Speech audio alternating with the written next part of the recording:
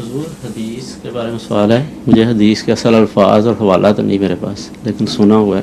شاید امام صاحب کو یاد آ جائے، بتائیں.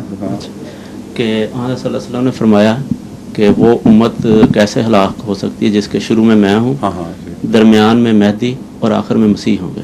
درمیان میں مہدی کا لفظ ہے، انا اولھا والمسیح ابن مریم آخرھا. یہ بعض علماء ایک درمیان میں مہدی والی روایت بھی کرتے ہیں، لیکن اس کے اوپر مجھے تفصیلی تحقیق کا موقع نہیں ملا. یہ جو روایت ہے نا، جو پہلے والی جو میں نے بیان کی ہے، انا اولھا والمسیح ابن مریم آخرھا، یہ تو قطعی ہے، تو مضبوط دلیلوں کے ساتھ استنباط کے ساتھ ہم بیان پیش کرتے ہیں. لیکن اگر درمیان میں مہدی والی روایت بھی ہو تو اس میں کوئی بھی مذاقہ نہیں، کیونکہ باقی احادیث سے بھی پتہ چلتا ہے کہ مہدی پہلے ہے اور مسیح بعد میں ہے. مہدویت کا نزول پہلے ہوگا، مسیحیت کا بعد میں ہوگا. اور بیان ہی اسی طرح حضرت اقدس مسیح موعود علیہ الصلوۃ والسلام کی صورت میں دکھائی دیتا ہے. مسیحیت کا دعویٰ آپ نے بعد میں کیا ہے 1901 میں یا 1891 میں، 1891 میں، ہاں 1891 میں. اور مہدویت کے دعوے پر ہی معمولیت کی بنیاد تھی آپ کی. اسی لیے نہیں جی، 1894 میں تو ہوا ہے چاند سورج کا گرہن. مسیحیت کا 1901 کا ہے دعویٰ. نبوت اور مسیحیت دیکھیں ذرا.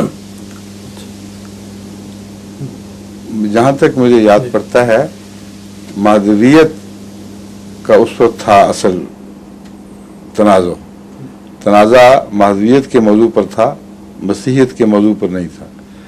اس لیے چاند سورج کی گواہی نے ثابت کر دیا کہ حضرت مسیح علیہ السلام مہدی ہیں. 1891 میں جو واقعہ ہوا ہے وہ آپ کی بات ٹھیک لگتی ہے، اس میں مسیحیت کے دعوے کا بنیاد ڈالی گئی ہے. دیکھیں اصل ہے نا آپ کے پاس حوالے، آپ رکھا کرتے ہیں ایک حوالوں کی کتاب، کہاں گئی آج؟ اس میں تاریخی میں دیکھ لیتا ہوں، تاریخ کا حوالہ ابھی دیکھ لیتے ہیں، کیونکہ 1901 کا جہاں تک تعلق ہے اس میں امتی نبوت کھل کر پیش کی گئی ہے. اور حقیقت الوحی کی تصنیف کب کی ہے؟ اس کے بعد کی ہے، 1901 کے بعد.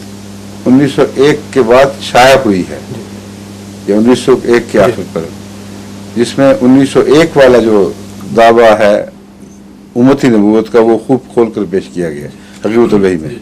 اس لیے یہ بات تو ٹھیک ہے کہ 1901 میں مسیحیت کا نہیں بلکہ نبوت کا دعویٰ تھا، جو مسیحیت کے دعوے ہی کی ایک شاخ ہے. اصل میں اس کی وضاحت ہوئی ہے، اور وجہ اس کی یہ ہوئی ہے وضاحت کی کہ حضرت مسیح علیہ السلام مسیحیت کے الہامات کے باوجود اپنے انکسار کی وجہ سے اس کی تشریحات فرماتے رہے. اور یہ ایک فرماتے رہے، لکھا ہوا ہے آپ نے خود کہ میں ایک عام امتی ہوں، مجھے نبی سے کیا نسبت ہے. اس لیے جہاں مجھے مسیح فرمایا گیا ہے اس میں ایک محض پیار کا یا شفقت کا اظہار ہوگا. یہ آپ لکھ چکے ہیں. اس نفسیاتی الجھن کو دور کرنے کے لیے اللہ تعالیٰ نے پھر کثرت سے نبوت کے الفاظ استعمال فرمائے. بتایا گیا کہ مسیح تو ہو ہی نہیں سکتا کہ نبی نہ ہو. اور یہ جب بات کھل گئی تو اور بھی مضمون روشن ہو گئے.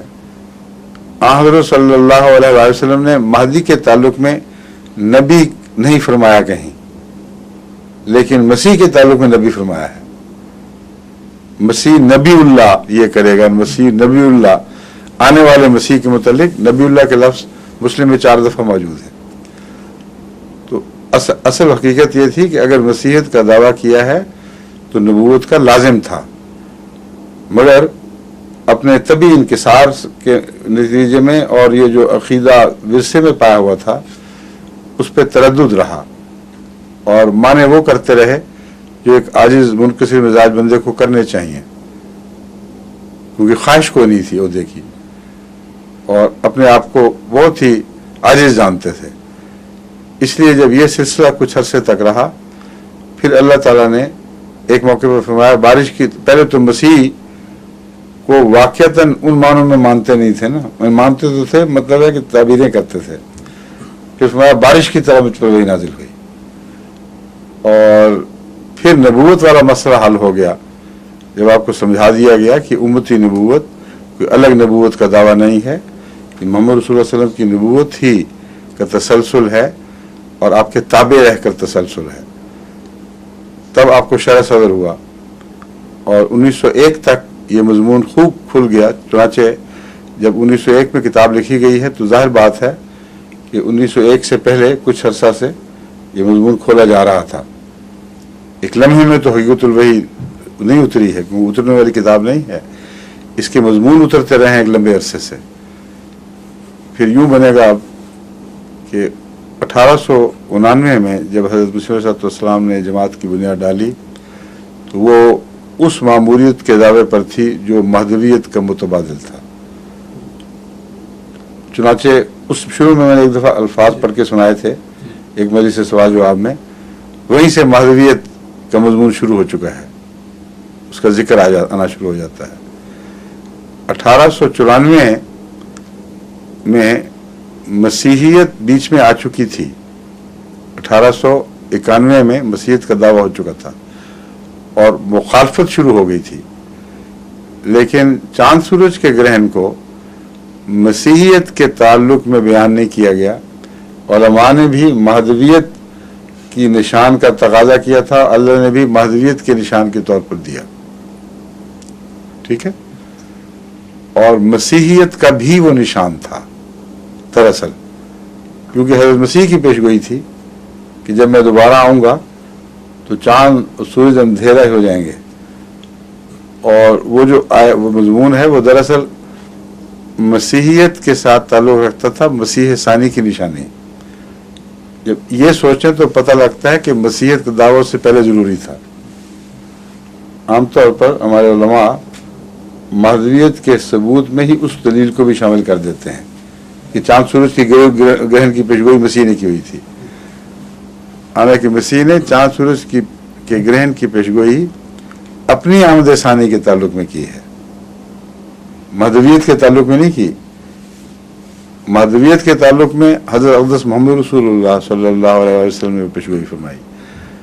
तो मज़मून ये बना कि महदवियत का दावा जो मोहम्मद रसूलुल्लाह सल्लल्लाहु अलैहि वसल्लम की उम्मत से बरह रास्त ताल्लुक रखता था, उसमें और मुशाबिहत की कोई बहस नहीं थी, वो पहले हुआ है। और उस दावे की तायीद में 94 का निशान अव्वल तौर पर ज़ाहिर हुआ।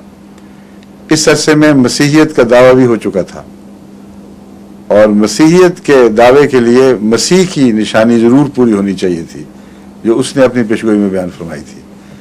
वो फिर 1894 में वो भी पूरी हो गई, समझ गए। अब अव्वल हा व आखिर हा वाली बहस आ गई।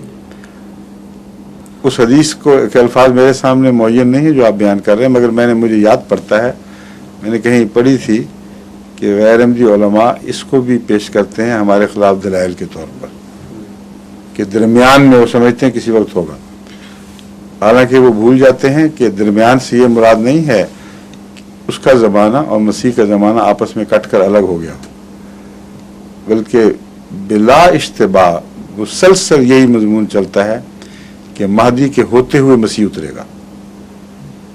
बस अगर महदी के होते हुए मसीह उतरेगा और वो दोनों एक ही वजूद के दो नाम हों तो इससे क्या इस्तेमाल होता है कि लाजिमन महदवियत का दावा पहले और मसीहियत का बाद में। एक वजूद के दो नाम का ख़ती सबूत इब्न माजा की हदीस में है कि लल महदी इल्ला ईसा, और उस ज़माने की हदीस है, अव्वल तो इब्न माजा मुस्तनद किताब उस ज़माने की हदीस है जबकि कोई सोच भी नहीं सकता था कि महदी और ईसा एक होंगे।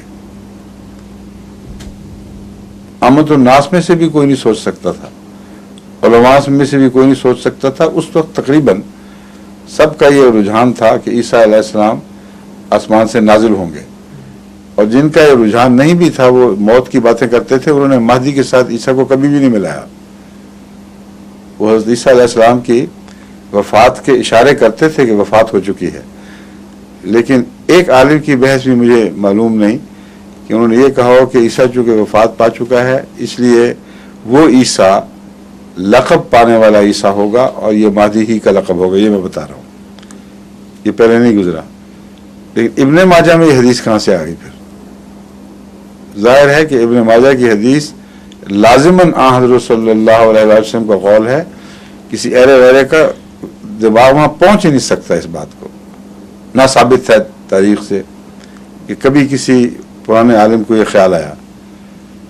بس یہ حدیث جو ابن ماجہ کی ہے یہ قطعی ہے، اور اگر یہ قطعی جیسا کہ میں نے بیان کیا قطعی ہے تو پھر اس مضمون کے اوپر اور روشنی پڑ گئی جو پہلے اپنی ذات میں ہی ثابت شدہ ہے دراصل تو، کہ مہدی کا دعویٰ پہلے ہے، مسیحیت کا بعد میں ہے. بس مسیحیت کا دعویٰ چونکہ آسمان سے تعلق رکھتا ہے اس لیے نزول ہے اس کا. کتابیں بھی نازل ہوتی ہیں، نبی بھی نازل ہوتے ہیں، رسول اللہ صلی اللہ علیہ وسلم نازل ہوئے، ان معنوں میں نزول ہوگا. تو درمیان میں تو آ گئے پھر رسول اللہ صلی اللہ علیہ وسلم اور مسیحیت کے نزول کے درمیان مہدی موجود ہیں. ہمارا ایمان تو یہی ہے. ایمان تو یہی تو تبھی تو میں بتا رہا ہوں. اور آپ ثبوت میں آ گئے تھے، میں نے ثبوت دیے کھول کے. یہ سمجھتے ہیں کہ میں سمجھا ہوں غلطی سے کیونکہ ایمان بگڑ گیا. مجھے کوئی شک نہیں پڑا اس بات میں. ٹھیک ہے.